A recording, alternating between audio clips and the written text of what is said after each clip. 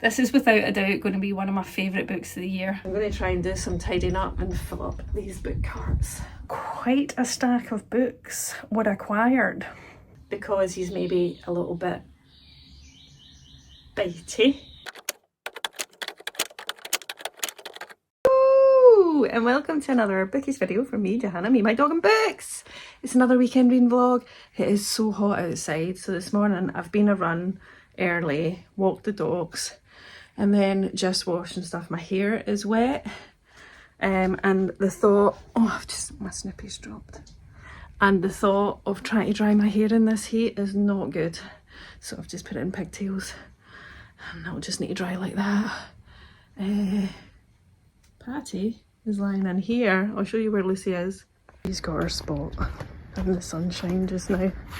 Look at her. Hiya. Is this your wee sunspot for now? Eh? Is this your wee sunspot? Lucy, morning to everybody. It's nice and quiet and sort of got washing hanging up. Nice and quiet in suburbia. I'm going to be doing some weeding, I think, today, whilst listening to some audiobooks. First, I'm going to have a wee cup of coffee while I can in the shade, and try and finish When the Wolf Comes Home by Nat Cassidy. So I'll keep you posted on that this weekend. The other half is at the Scottish Open, so just me and the kids, and quite one today, probably doing some weeding because I did some stuff last night in the garden. Some weeding, some reading, staying out the sun. Tomorrow I've got like a book bonanza event thing. I'm really not sure what it is, but me and my friend Rachael are going to go, so I'll take you with us. And then I'm seeing my mum on Monday, take her out for the day. I don't know what the weather's like. She's not been very well. She was in hospital fleetingly last week, and stuff, so I'll take her out and then maybe take you with you. Also, my upstairs room, which I'm turning into a little bookish haven where I work. So I have ordered some Billy bookcases to pick them up on my way back from being with my mum, but I don't know how I'm going to get them in the car. So that'll be a project you get to see between this weekend and next weekend, I think. Very excited. The other half's going to go, what have you been doing while I've been away? It sorts the problem of like too many books, not enough bookshelves, doesn't it?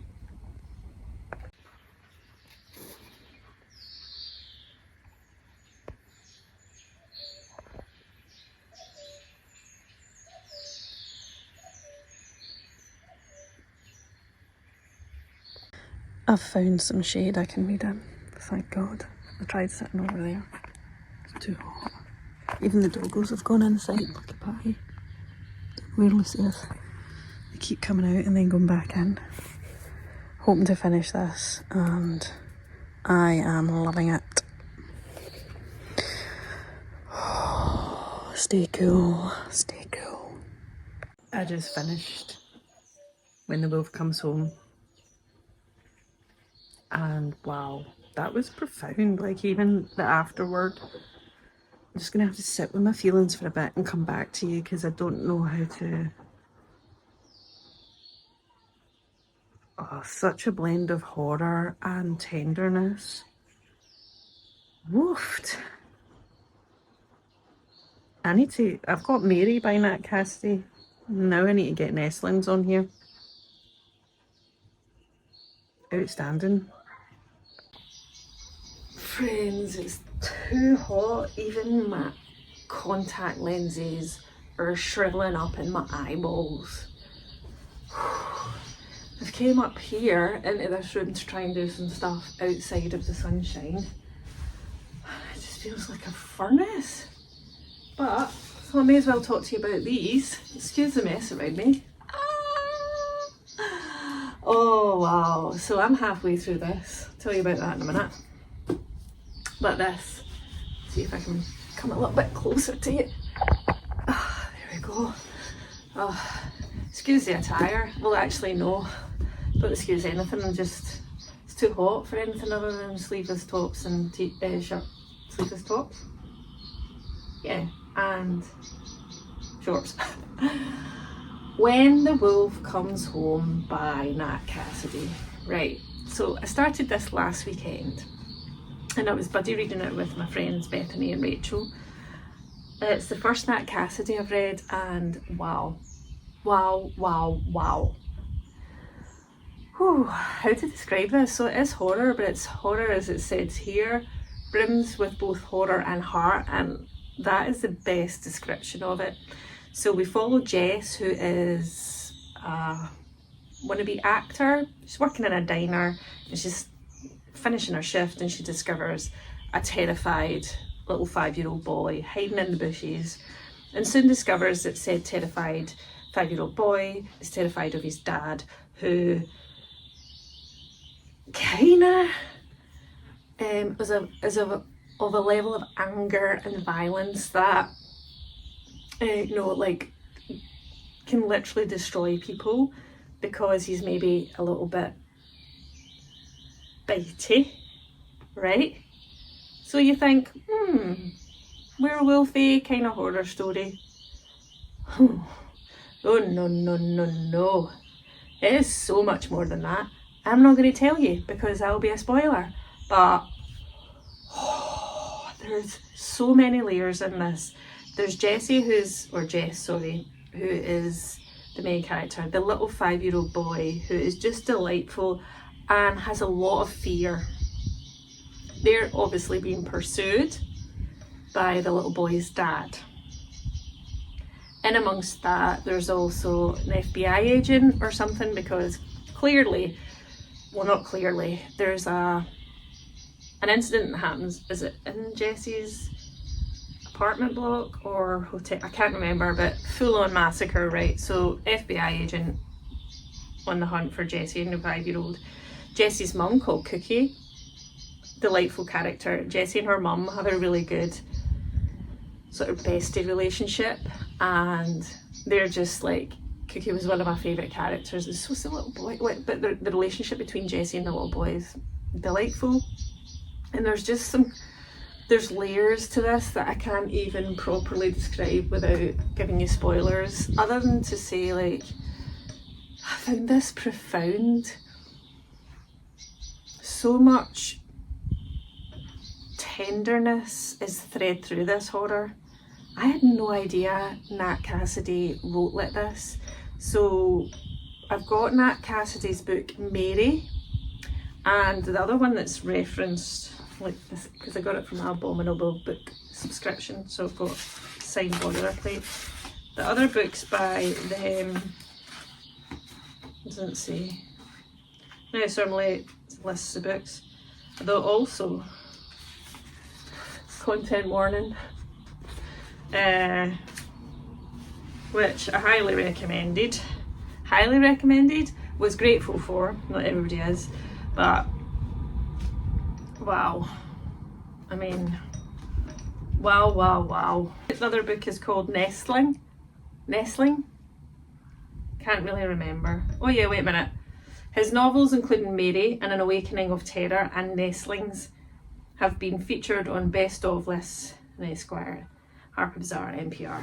So I think those are his only other two prior to this. Oh, it also says his award-winning horror plays have been produced across the country, including Off-Broadway and the Kennedy Centre.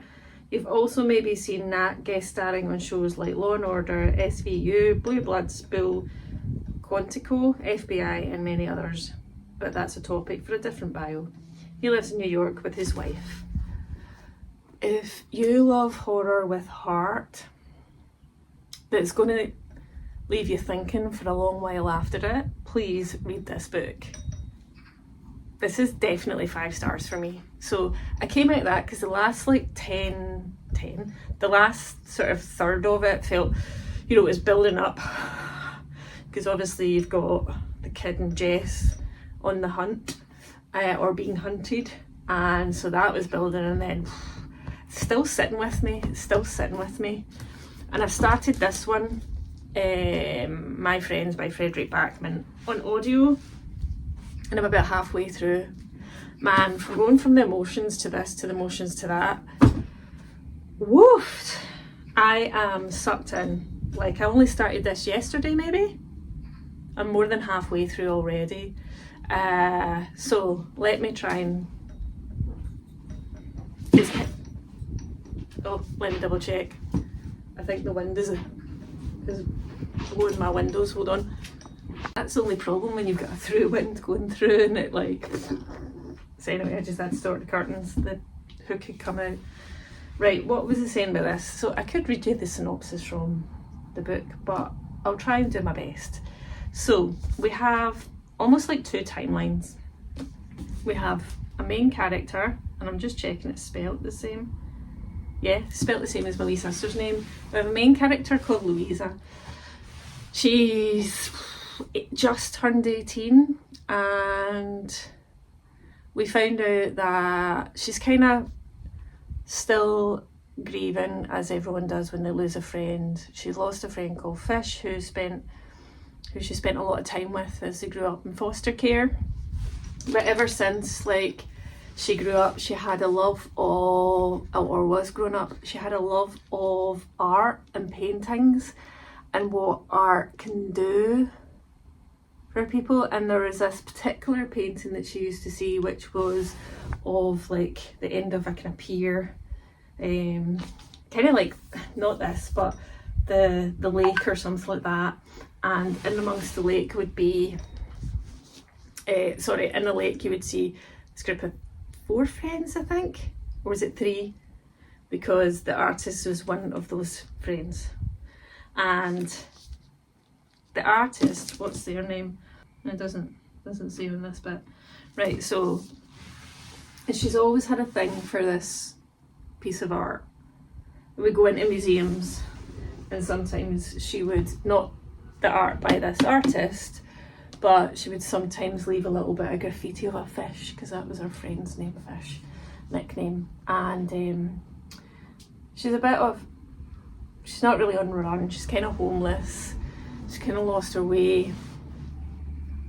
But as she's running from the police after doing a wee bit of graffiti in one of the museums, she's in an alleyway and stumbles across a guy spray painting art on the wall, and she discovers it's the famous artist of said artwork that she adores.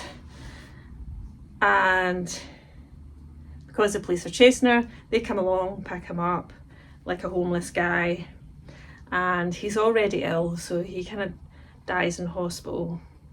But he was the one that painted the painting of 4, like, is it 4 friends? A group of teenagers, yeah. So, and this painting was done 25 years ago, and this is the other timeline. So it's 25 years prior. The artist of the painting, of which Louisa holds a soft spot in her heart, painted, that wasn't really into painting. Him and his friends would just meet each other at this point, like near the pier side, the sea, and look out for each other, because they all had really kind of challenging family situations.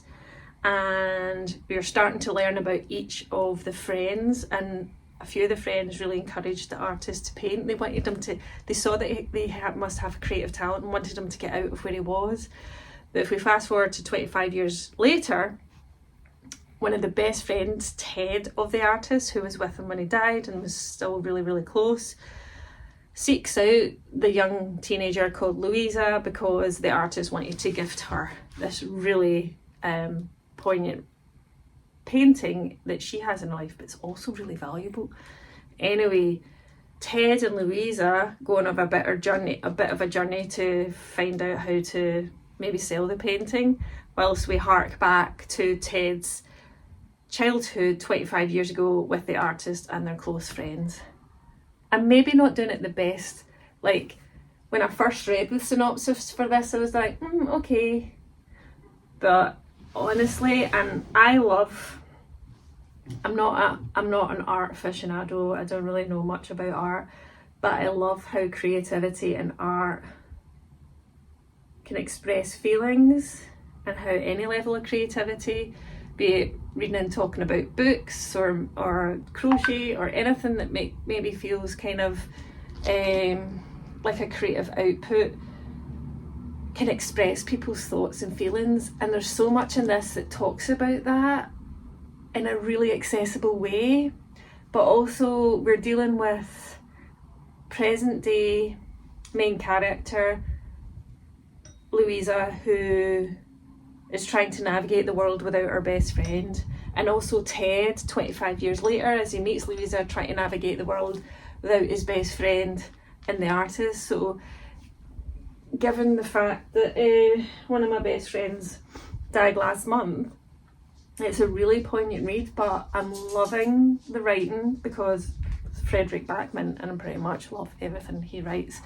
I'm halfway through, and there's times where I'm giggling between Louisa and Ted in present day, and then you can't help but feel empathy and worry, and you just want to be there for those young boys as Ted reflects back on 25 years earlier. So that there is Friends, and why can't I always have to look at the title of this book because I can never remember it. When the Wolf Comes Home.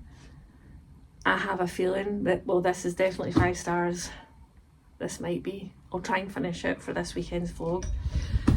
But for now, I'm going to try and do some tidying up and fill up these book carts. So I might set you up to film you.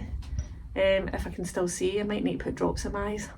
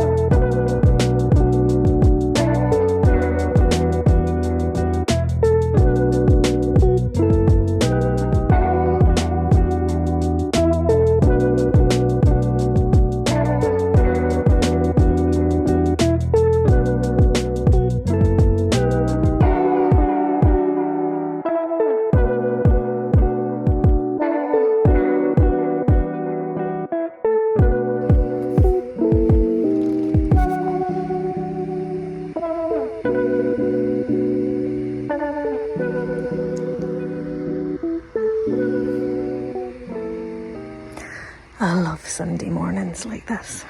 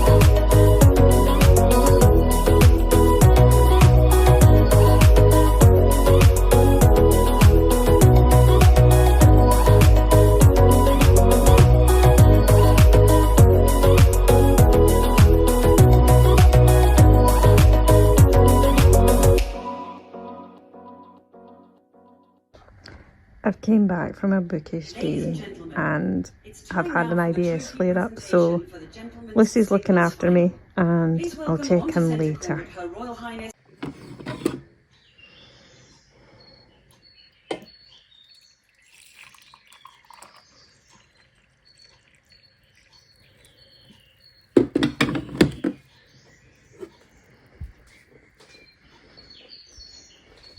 Morning, Patty. And Beyonce's on. It's Monday morning. I'm having decaf coffee because IBS. And reading this. I'll talk to you about it later, but feeling better than I did yesterday evening. We're going to have a wee read and we'll chat to you later. Hey pals, so as you may have seen from a video, had an amazing day with my friend Rachael.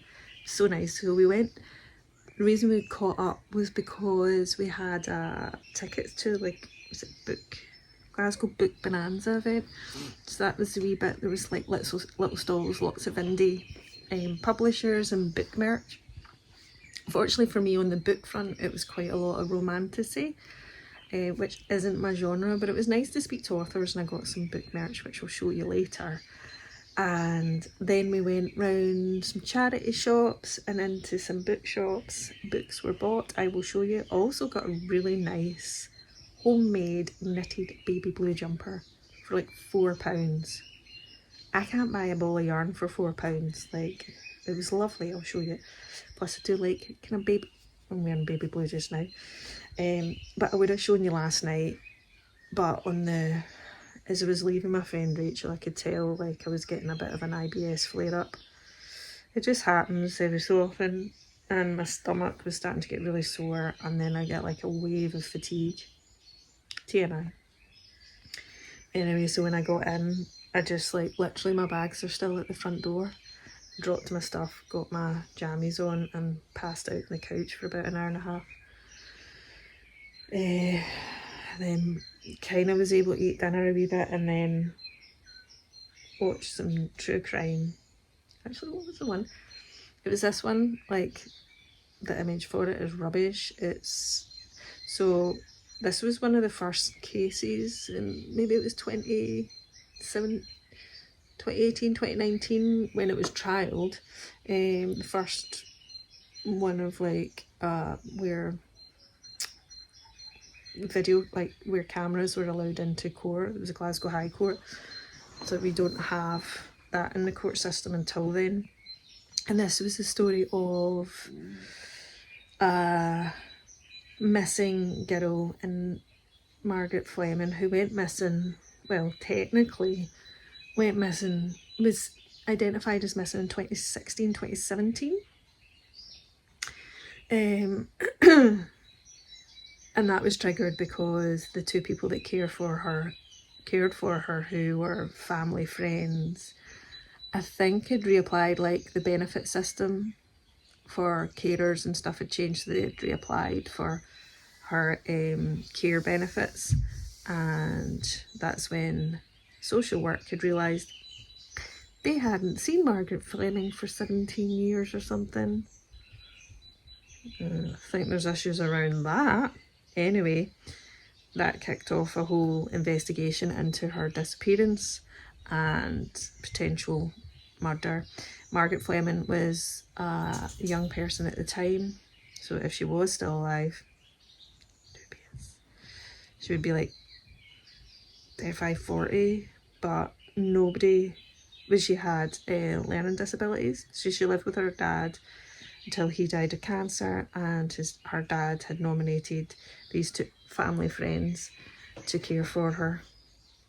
And then literally, other than the carers, there was no evidence of anyone seeing Margaret since 1999. I mean, the failure of the social work department and the healthcare department not seeing that individual but paying for her disability benefits for 17 years is shocking. But anyway, the only people that have ever said they saw her were their two carers off and on and denied her murder. Like, a body was never, I don't think to this day has ever been found. So that makes it a really difficult case to trial. It's 2 parts. It was on BBC. Oh, morning, Lucy. She had an argy-bargy yesterday with Patty. The two of them went full fisticuffs. Stressed me right out. It was over food, unsurprisingly. I think Lucy's hot, old, grumpy. I was making their peanut butter kongs. David was sorting out dinner. Too much food. Lucy thought Patty was trying to get in amongst it. And she was like, no, any food is mine. It rarely happens. When it does, it totally stresses me out, and I think they hate each other and never going to like each other again. This morning they don't care. Lucy's the boss lady, as she likes to tell us. Anyway, that was a really interesting documentary. It was on BBC iPlayer. I think this must be a series, murder trial, and then look at cases, because the next one's about one in Inverness that started to come on. Anyway, that was my evening. I'm going to have to let her out. Hold on. You want out? Oh, I've got some book stuff to show you. You in a good mood today? You less Crabator? I think there's going to be rain. Yes. There you go. She'll go out, titter around, go back upstairs with the other half. It's nice and quiet. Anyway, so that's what I did last night. The stomach is much better than it was last night. It feels like, you know, if you've had like I've got like a recovery ache. It's just there. Anyway, don't want to hear that. I'm having my coffee, and yes, coffee isn't great for IBS, but I'm having it as mostly decaf. So, and today, so I will show you my haul. But this morning I need to go and get Patty's stuff from the vet, and then I'm going over to take my mum out. Mum's had not a great couple of weeks. Been messing around with her steroids for her. She's got PMR, polymyalgia rheumatica, as well as loads of other conditions, right? They tried to reduce her steroids. She's been in a lot of pain, yada yada, and then ended up in hospital overnight last week for high potassium levels. Her blood showed, which her GP was angry about that the lab didn't flag earlier, because apparently that's quite significant. Anyway, she had a tough time. She's got other appointments this week, so day off today, so I'm going to go over and take her out. The weather's not looking great, but to be fair, I'm welcoming it because it's been too frickin' hot for me. I'm a Scottish person who does not know how to deal with temperatures above 21 degrees Celsius, and it's been 29, 30, and I know in some parts of mainland Europe and other places it's been like 40 degrees, which just would be instant death for me. I'm not gonna lie. I'm a Scottish person living in Scotland, not ready for these temperatures.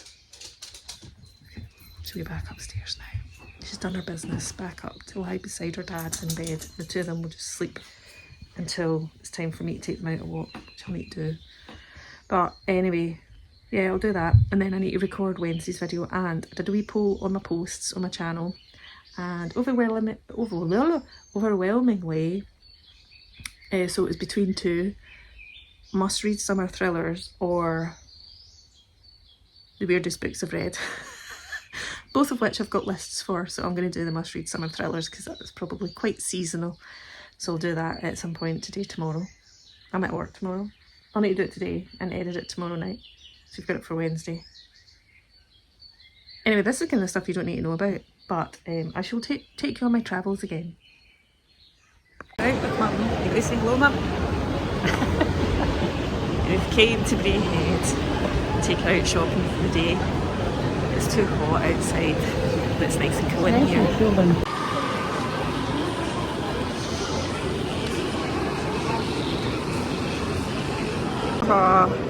We will definitely go in there, Mum. Just need to find shops first. Toilets. I think we need to go and have a look. Look at all these Care Bears, Mum. I know. Boobies.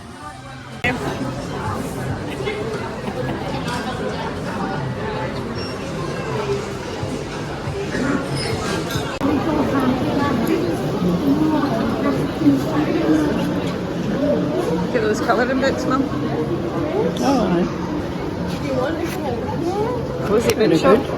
Colouring book. aye. After I do your picture. Aye, better get on it. I know. What have you been doing? Going to hospital and that?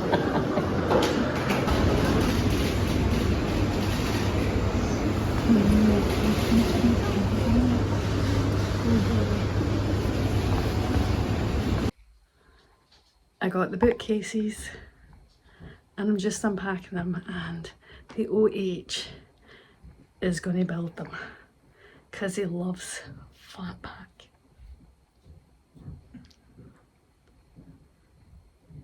But it's more likely to be a disaster if I do it, so I'll let you see the progress and then we can sort the bookshelves together. How much fun is that going to be? So far we have one half open and I have done my assistant bit and unpacked. The other half is merely scrolling his phone before commencing the belly. Stevie, have you bought any of the travel reach yet? He can't contain his excitement at building my bookcases, as you can see. Because of the scene in Rising Damp, where he either has, or maybe HP Sauce, where he's got the, and he can't get it out. Do you remember in the restaurant, he goes talking about it being a dead soldier? Yeah. But actually, chins on him. Yeah.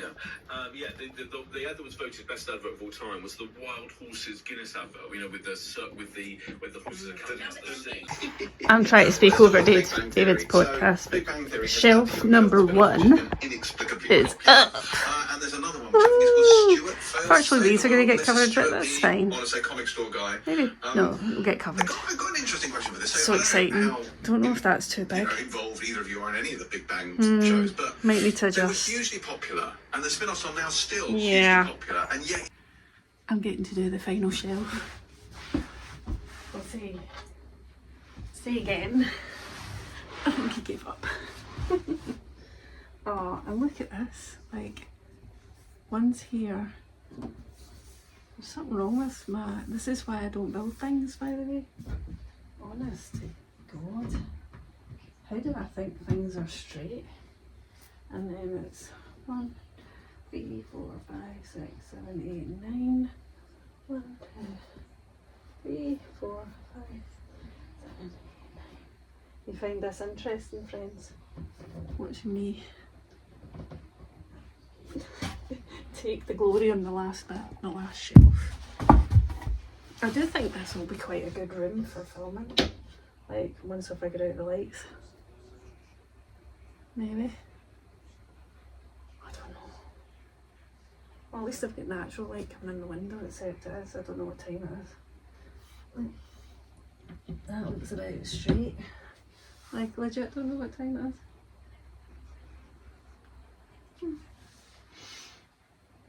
Oh my god. Last shelf. Oh. Then I'll fill it with bits, but I'll keep that for another video. Oh my god, I didn't even put that in right.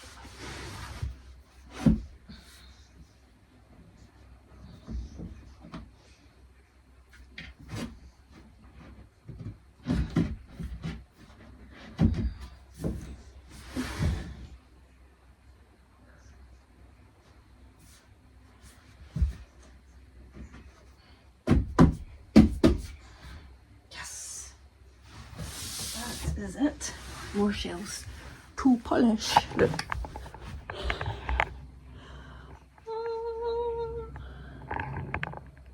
New bookshelves.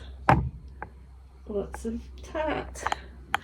And Lucy has been keeping watch, as you can see. Oh, what am I going to do? What am I going to do? See, look, if I had you here, this is where my desk is. Like, you get the daylight time. get the daylight. Hey. I'm having a mint tea because my belly's not been great this weekend, but it's made all the better. I don't think that needs screwed into the wall. That looks pretty sturdy to me. I don't even know where to start with this. I do not know. I think that's one for another day. But I am aware I need to speak to you about a book haul from yesterday. And have I told you about my friends? With Fredrik Backman? I did, didn't I? Did I? I think I did. Oh my god.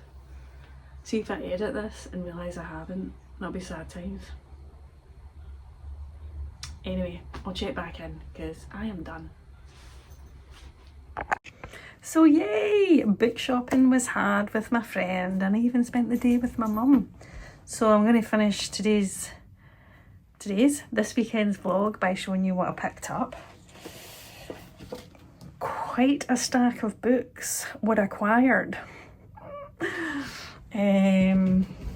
Most of them all second hand, and my mum treated me to a book as well. So first up I got 13 by Steve Cavanagh, who I'm going to see 2 weeks time with some friends. Now I can't remember where this comes in the series, but I've decided I'm going to start getting the series. And oh, there's Lucy to turn around. Excuse the washing on the door. So this one says, the murder trial of the century is here. A ruthless prosecutor, a brilliant defence lawyer, a defendant with a secret, and a serial killer on the jury. Yes, I need to read the Steve Cavanagh before I go. This one I got with my Waterstones token points. I'll not read the full kind of synopsis, but it says it's actually blurbed by Nat Cassidy, an exquisitely paced, thoroughly entertaining thrill ride. Anna only has one rule for the annual Pace family vacations: tread lightly and survive. Imagine The Exorcist meets The Haunting of Hill House. That is actually what sold it for me. It's been on my wish list for ages, so I've got that, adding that to the stack. Then I went into Folk Glasgow, which is mostly a kind of, it's been around since the early 80s, like a vinyl store in Glasgow. I got these two for £9 because I've been wanting to read this series. I think it's got spin-offs, and it's Friday Night at Freddy's. I think there's 3 books.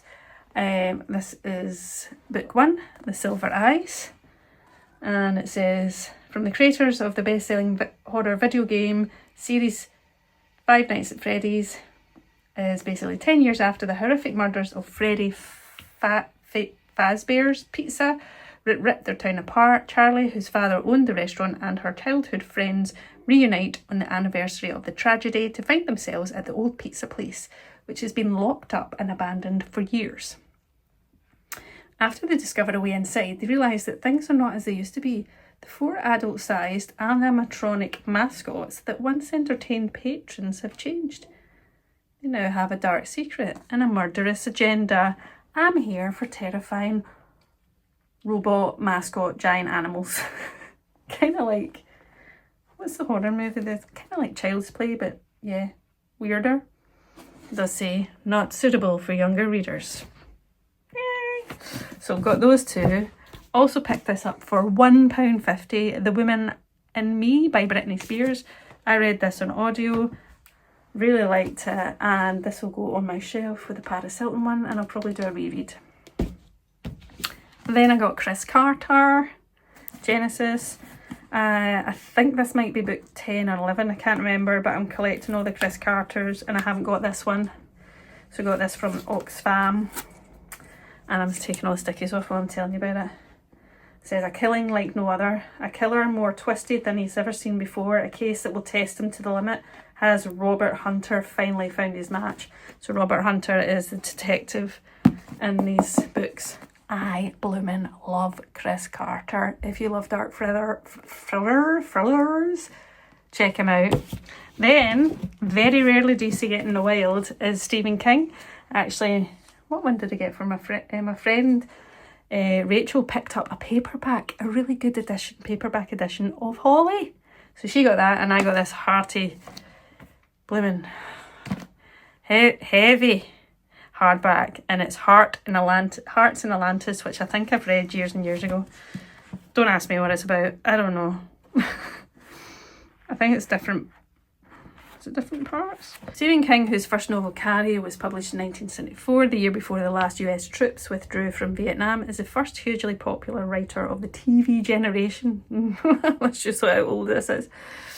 Images from that war and the protests against it had flooded America's living rooms for a decade. Hearts in Atlantis is composed of 5 interconnected sequential narratives set in the years from 1960 to 1999. Each story is deeply rooted in the 60s and each is haunted by the Vietnam War. I might have not read this one. I mean, I was reading Stephen King when I was about 12, so way before Goodreads, so adding this to the collection. And another one I'd seen, which I have been wanting for ages, right, but it didn't have a UK publisher, and that was until the author brought out The Favourites, which I've read and reviewed in one of my other reading videos, vlogs. Lane Fargo, who wrote The Favourites. I recommend for fans of Taylor Jenkins Reid, but this was the one that came before it, and there was one that was really interesting, and I think this has now been published in the UK because of The Favourites. It's called They Never Learn, and wait till you hear. Scarlett Clark is an exceptional English professor and an even better serial killer. Her mission in life is to track down predatory men on campus, and she's preparing for her biggest murder yet. Yes, please. Yes, please. So that there is a pretty decent haul. They'll be going on my new bookshelves. So I got that. This one, did I say? And this is one my mum got me. She's so kind.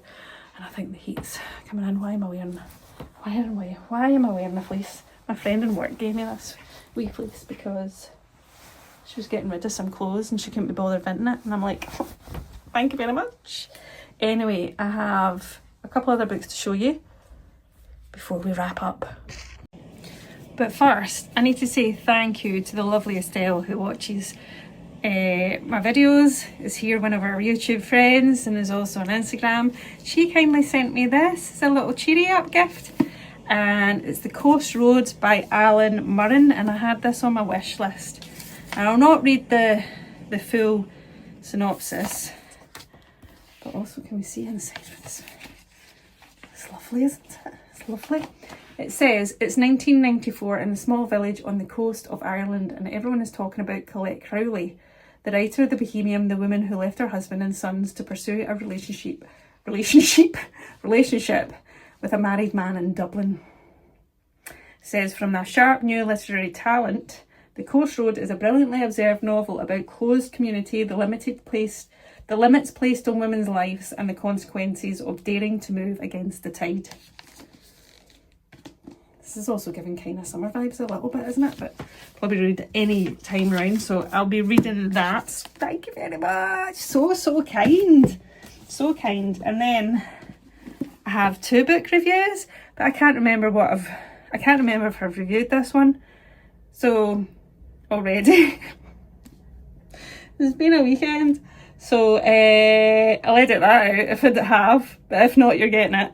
And then this one. So this one is book 3 of the Joe Callahan In the Blink of an Eye series. So you've got In the Blink of an Eye, which gave 5 stars to, I think.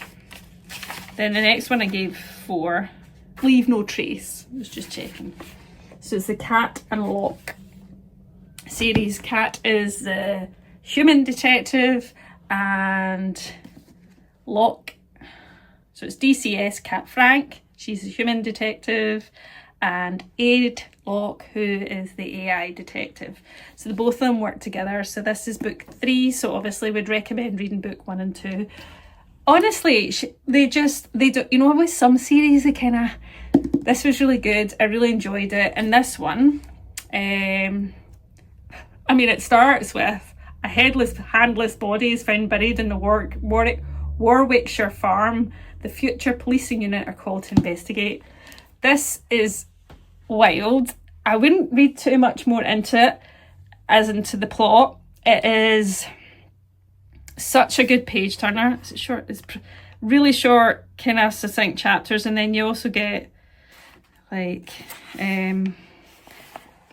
bits of multimedia. So that's like the local newspaper online, and then there's interviews. Obviously, I'm definitely not going to find it while I'm looking for it. So absolute page turner. Yes, so you get interviews like that. The ending. So says there might be a book 4, unconfirmed, but it is just brilliant crime fiction with a really unusual premise, and I love the relationship between Kat and Aidlock and a few of the other kind of supporting characters around her as well. Joe Callahan does great character development. I think that's part of part of the draw of this series, is not only is it fast paced and great plots and twisty, the characters around the storytelling are just really well developed, and you like to see their relationships, so that makes a big difference in my opinion. And then, man, last but not least, this is without a doubt going to be one of my favourite books of the year. Okay, I'm saying it now. We're in July, but I'm saying it. It's My Friends by Fredrik Backman. Whew, where do I start? I'm going to start with a quote. I'm just going to read it because it says a lot. There's lots of quotes from this that I wanted to take down. Being human is to grieve constantly. Oh man. Right, what it's about. We've got 2 timelines, and we start in a timeline which we soon discover is the past timeline, and then we move to the present timeline. But anyway, in a coastal town we have 4 friends who forge like the most powerful friendship during the summer. They are kind of escaping their family lives, which are all very diverse and challenging, and they find refuge in each other. And one of them, now what's all their names? Ted, Yor, Ali, and who we call the artist. Then we go 25 years later, and we have one of the main characters called Louisa. And she's grieving the loss of one of her best friends, or her only best friend, called Fish. I think they kind of grew up in care together. But we discover her as she's in an art gallery, observing this painting that she absolutely adores. It's the famous painting of the group of friends done by the artist within the group of friends, and you start to see the story behind that. There is interconnections between the past and presents, and you'll find out. And in the same way, there's also a lot of discussion about art and the power of art. If you're not into art, don't let that put you off, because Backman weaves this in such an accessible and poignant way that you're just like, oh my god, yes. Right? So we're kind of set across 2 timelines, as I said, and fundamentally 2 friendship groups, both of which are dealing with a sense of loss and grief. But as I said, this is a beautiful exploration of hope and art. Backman cleverly does a weaving of these themes, and where he kind of shows us how creativity and connectivity and connection can both heal us and define us. This man, Backman, is an absolute legend. It is utterly outstanding, full of heart, in the only way Fredrik Backman can write. And if I had an ability to cry, I would have been crying at this, and I know a lot of people who have reviewed it have. It's so heart-wrenching, whilst also simultaneously being heartwarming and humorous at times. I giggled. He somehow captures the intensity of teenage friendships and the challenges of growing older, and how art and memory can carry us when words like literally fail us. A bit like me trying to do this review. Not breast justice, but phenomenal is this book. Fundamentally, it's a tender, wise reflection about how we shape and are shaped by those we love. Whew. It's the kind of book that lingers for a very long time after it, and I've finished this and I can't stop thinking about it. It's a book where I was like, I immediately want to reread this. So if there's only one book that you decide to buy and read, or go to the library and loan or borrow, make it this one. I can't follow it. I can't follow it. That's just... I will forever read everything Backman writes. That was phenomenal. So there we have it, friends. A successful weekend of pottering at home, book shopping with my book besties, out and about with mum, book hauls, and one of my best books of the year so far. What more is there to enjoy?